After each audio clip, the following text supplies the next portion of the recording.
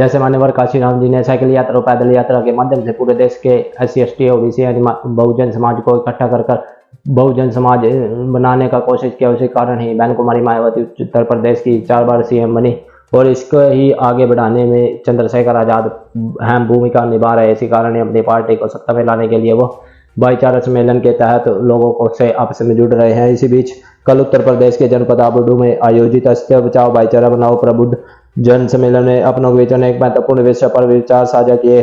पहला, OBC की जातिवार जनगणना का मुद्दा। केंद्र सरकार द्वारा अन्य पिछड़ा वर्ग OBC की जाति आधारित जनगणना को जानबूझकर न करना असामाजिक न्याय के सिद्धांतों के खिलाफ एक सोचा समझा षड्यंत्र है। यह बहुजन समाज की वास्तविक संख्या और उसके अधिकारों को दबाने का प्रयास है। आरक्षण और संविधान पर विशेषज्ञ।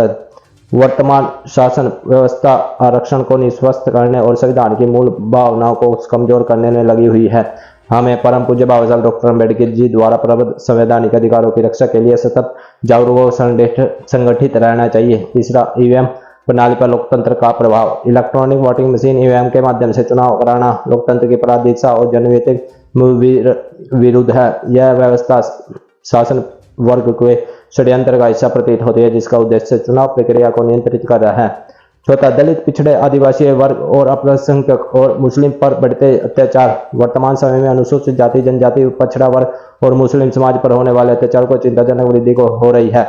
यह न केवल संवैधानिक मूल्य का दावा है, बल्कि सामाजिक ताने-बाने को छिन्न भिन्न करने वालों का संकट है।